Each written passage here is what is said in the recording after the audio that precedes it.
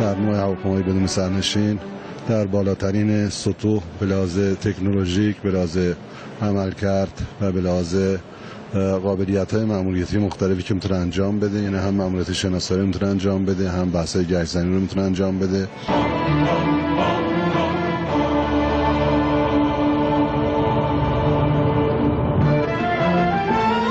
5000 پا سقف پروازی، 2000 کیلومتر شعاع پرواز عملیاتی، 30 ساعت مداومت پرواز، مسلح شدن به موشک‌های هوا به سطح و انواع راکت‌ها از ویژگی‌های پهپاد فوتروس است.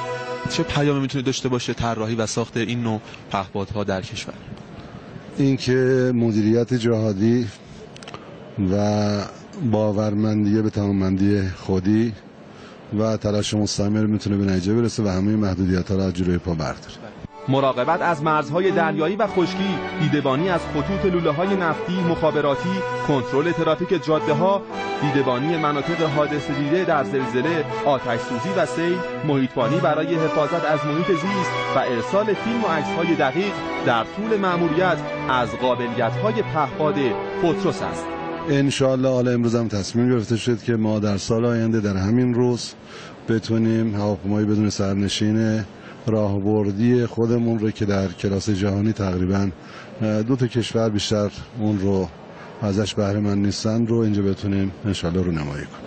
اعتبار سنجی این هواپیما در تخصصی ترین آزمایشگاه‌ها و مراکز تست در کشور با موفقیت صورت گرفته است.